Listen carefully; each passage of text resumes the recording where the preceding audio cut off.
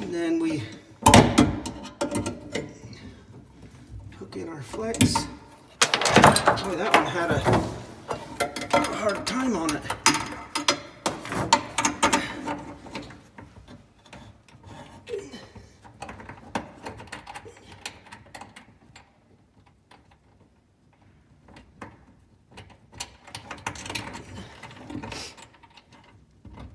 Okay, and then put the ring on. You can come through with some channel locks and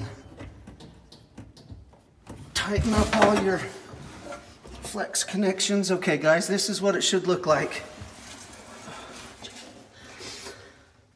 Your flex coming in, which would be your home run 12-2 hot wire. It's going to come in, go to that box, over to here to a switch, back out to an outlet, which gets confusing and fun, and we'll walk you through it here in just a minute.